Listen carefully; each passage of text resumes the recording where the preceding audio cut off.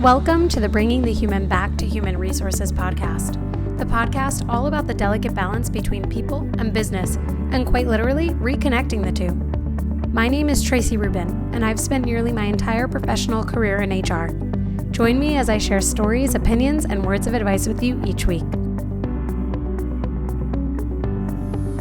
Hi, everyone. Welcome back to the podcast. I'm excited to share that I am, for the first time ever, podcasting in front of my husband, and it's weird. It's so weird. I could see him side-eyeing me and judging me for talking to myself into a microphone. Are you judging me? You can answer.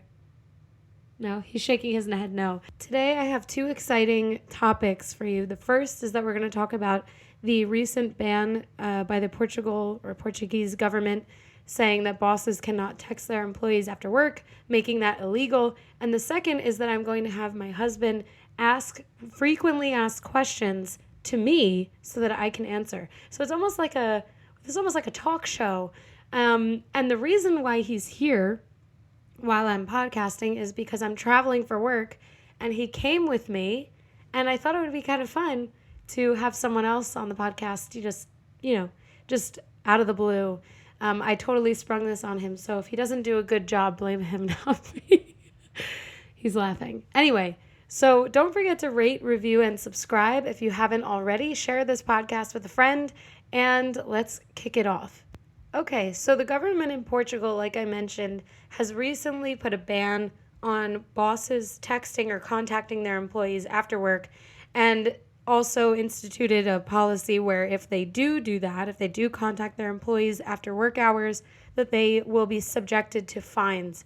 What I read in this article, which of course I will link in the show notes as I always do, is that actually Germany in 2013 instituted a very similar ban for these same type of reasons. So clearly this is not a new thing, but I think considering we're in 2021 and this is quote unquote post-pandemic, even though we are still in the pandemic, I think that it just probably caught more attention from the news, especially internationally, because the big topic of concern is work-life balance, especially in the US, where we're having a huge labor shortage. And so work-life balance is a big part of, attracting talent, even though when there's a labor shortage, it means that work-life balance is not necessarily so abundant because there are fewer people doing just as much work.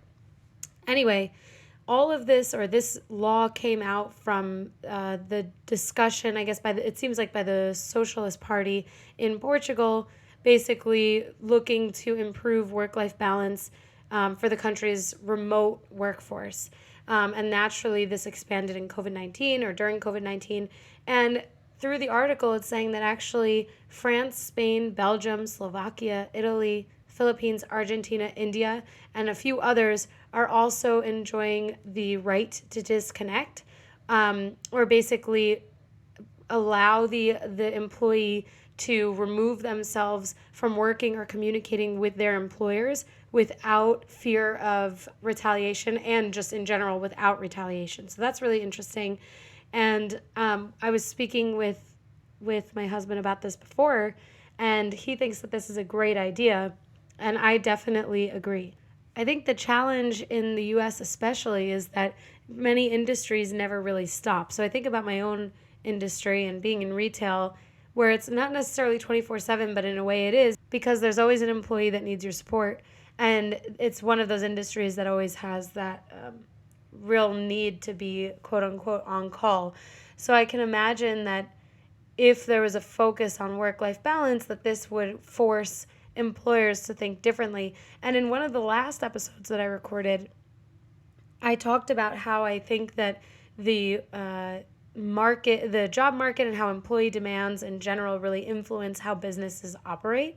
So this will be interesting to see play out. I think COVID had a huge impact on how employees work and how bosses or employers review employee performance and productivity. I was just speaking with actually the woman who won my giveaway on Instagram a few weeks ago, and the giveaway she won was a resume review and coaching, like career coaching discussion. And so we were talking about how her interest in looking for something hybrid or potentially fully remote, depending on, where she is in life. But like, especially since she'll be getting married and she wants to focus more on, balancing her professional career and her personal life, which I totally get. That is something that she's really, COVID has helped in some ways because there are more opportunities, but that it's still an opportunity and it's still a challenge because there are businesses that are fully going back. And the job that she's in now is 100% in office. So it'll be interesting, I think, to listen back to that episode from a couple weeks ago where I've made those predictions on how the workforce will change and how employers will change based on how the workforce changes.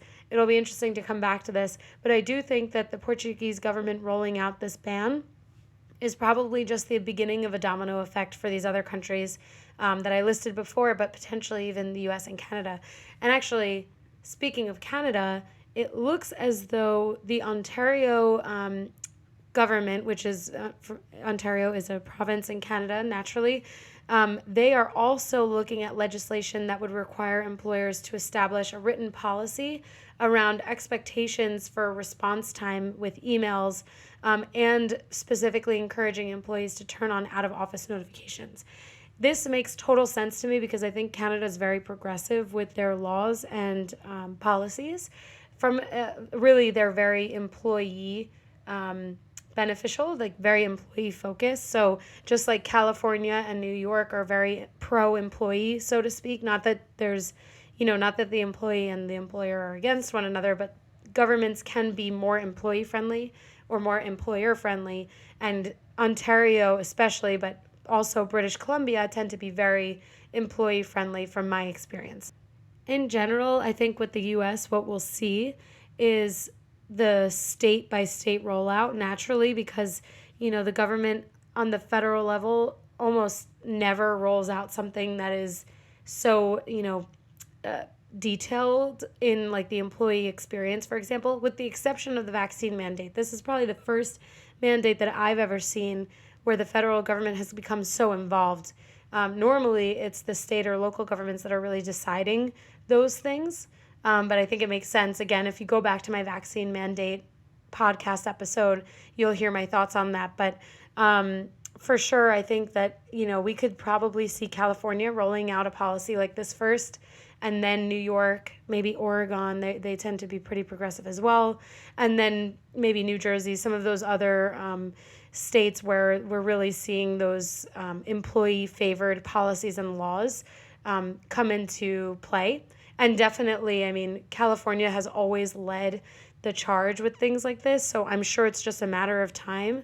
And this news about the Portuguese government rolling out this ban, I found out from my sister, who is not in HR. She works in a government organization, basically, or for the government. And she was like, oh, did you hear about this? And actually, I had not at the time that she told me. And she was like, I think this is great. Like, people will be able to have some balance and create separation. But again, when I think about this with a more critical lens, I think, yes, it's great for the employee. But there are so many situations where the employer does need to reach out. And that, I think it really depends on what the minutia looks like and what the details of the policy look like, because if an employer needs to reach out because the shift for the next day is uncovered, that's something that they would need to be able to reach out to their employees about and not wait, because that means that it's impacting the business negatively. So I think it really depends on what specifically the policies are going to stipulate. But I also think that what we'll see in the States is potentially like almost a differential. So like when you do reach out, it's a certain amount of time, or you pay like 15 minutes, or if you send a text that you pay a certain amount for the employee versus a fine. I don't know that the fine system in this type of law or policy would work necessarily as well, knowing the culture of the U.S. workforce. And even just in general being like a capitalist society, I just don't see this fitting the same way with a, fine if you did something wrong situation. But I do think that there would be a penalty pay, for example, which is something that California and other states have. For example, if someone has not taken their meal when they are supposed to, or if the organization or the company prevents the employee from taking a meal, or deducts pay or anything like that. Those are things that come with penalty pay versus a fine. Even though the company is still subjected to a fine potentially, it's the penalty pay that allows the employee to be taken care of, and in some ways reduces or mitigates the risk of litigation for the company, because as long as the employee is being paid, most of the time they're not going to worry too much about what is or isn't happening in line with law or the law. But obviously companies should be focused on doing the right thing always. But I definitely, that's my prediction. That's my formal prediction, that if this arrives to the U.S., it's going to start with California, and it won't necessarily be a fine-based law, but rather a penalty pay-based policy. We'll see. Stay tuned. Anyway, that is that on Portugal and that ban. Now I would love to answer some of these FAQs, and I'm going to pass the mic to my husband. Okay, why don't you introduce yourself? Hi everyone, I'm Evan, Traci's husband, and I'm here to answer some frequently asked questions. All right, what's the first question? The first question is, what is the best way to get noticed when I send my resume for recruiters? Okay, what is the best way I can be noticed when I send my resume to recruiters? The first thing is to make sure that it's clear and legible and in PDF format. There is something about receiving a Word document as a resume that just reads that you were not prepared, because when you send a Word document, it means you threw it together really fast and you were still editing it the moment you were sending it out. But if you put it in PDF form, not only is it searchable by applicant tracking systems, but it's also just a little bit more professional because nothing can be edited or changed accidentally by the recruiter. But also, stay pretty conservative with your resume unless you are applying into an industry or looking to get into an industry that is very, very creative, because it technically, recruiters, I would say, are a little bit more focused on the content and not necessarily the way that, which colors you used and your picture being there and things like that. The other thing that I would say as far as being noticed is thinking about your format. So you want to make sure that whatever you are bolding, italicizing, and underlining is what you want the recruiter to see first. So if you are bolding the name of the company, then the recruiter is going to focus more on the company rather than the job title. And the job title tends to be one of the more important parts of your resume because that shows your experience. So I would say start there, and really, again, make sure that your resume is very tidy, that there aren't grammatical errors. I know that, you go on LinkedIn and it's like, don't forget to make sure that you proofread your resume. But actually, the reason why you can laugh, it's okay. I've been smiling and trying to hold in a laugh because I'm holding the mic. But actually, the issue is that we have to keep saying that because there are always grammatical errors and there are always issues and typos. And actually, I found a typo on my resume a couple years ago. And I was like, I am not following my own advice. So go through it and then have someone else with who has no idea what to expect, have them read through it so they can give you some honest feedback. What's the second question? Question number 2. I'm burnt out. I've spoken to my boss, but we're understaffed. What do I do? Love my job, but I can't do this for much longer. Oh, that's sad. Okay, so the key here is that you're burnt out. You love your job, but you're burnt out. Your boss is probably also burnt out because it sounds like you've spoken with them. And on top of that, you are understaffed, so it's not like you can just easily take some PTO. It sounds like that is what the situation is. So my first piece of advice, even as an employer or a representative of an employer, is to worry about yourself. If you need to take time off, even if it feels like you can't, you need to take time off. And actually, one of the things that I did before even like my new job and a few months before leaving my last job, I took days that made weekends a little bit longer. So it was like one day here, one day there. And even though it's not a long period of time, and you probably need a long period of time off in order to kind of get your wind back, it's still something. And when you are off, when you're taking that time, whether it's a day or over the weekend, make sure you're actually separating yourself. Like every intention that you have to give yourself a break will be time well spent. So, and I've shared this with my friends who feel the same way, that you need to worry about yourself first. And it's really going to be up to your boss to figure it out, like to figure out how they're going to give you time off, how they're going to give themselves time off, and how they're going to make sure that they don't remain understaffed for too much longer.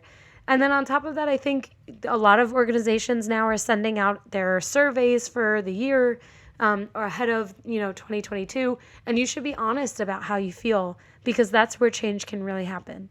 I hope that you get some rest. I know you're not alone there. All right. I think there's one more question, right, Evan? The third and final question. How do you allow terminations to affect you emotionally? How do I allow them? Or how do you not allow terminations to affect you emotionally? I was going to say, I really try not to. How do I prevent terminations from affecting me? How do I let them roll off my shoulder? This is a good question because, Evan, I think you have seen over the course of my career where there are certain terminations that I kind of carry with me for a few hours after the termination or before the termination. And I think I actually spoke about this on a previous podcast episode, that before terminations, I have like some anxiety, almost like some stress about it, because you realize, if you're thinking about the person, you realize that, this is their employment, this is their livelihood. They might have kids, they might have family members that are depending on them. And it's really not easy to have to go into a situation where you're terminating someone knowingly. So what I do to not allow it to affect me emotionally is I just do my job. I remember that this is not something personal, and I don't allow it to affect me personally. So, recently, in the last few months, I've had to terminate people naturally, and they've not always been very easy conversations. But the reality is, and I tend to always say this to the person that I'm terminating, this isn't a personal decision. This is purely a business decision and a professional one. And we wish you the best of luck. And actually, I really mean what I say. Just because someone's being terminated doesn't mean that they're like a terrible person. So for me, I really try to separate what I'm doing professionally from how I feel personally.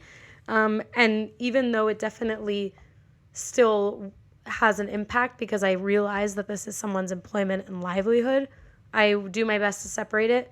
And really, I think one of the things that also helps me process what is happening is that I just kind of am very direct and cut right to the chase with the person, because the last thing that someone wants when they're being terminated is to have a conversation drag on and on and on, because you can imagine the emotions they're feeling.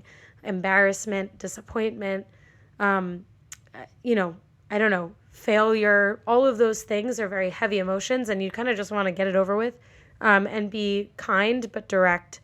And that definitely helps, because you can kind of walk away feeling good that you did do your job and that you didn't make it any more painful than it needed to be. So those are my tips. Evan, thank you for participating. Do you want to say anything else? I'd like to say hi to all the followers, and I hope you have a great day. Thank you. Wow.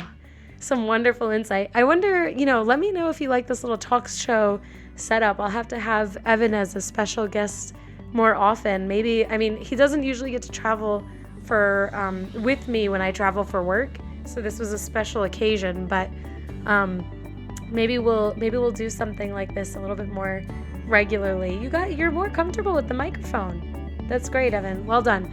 Well, thank you all for being here. Don't forget to rate, review, and subscribe wherever you're listening to this podcast, or if you're watching on YouTube, give the video a thumbs up, and I will see you next week.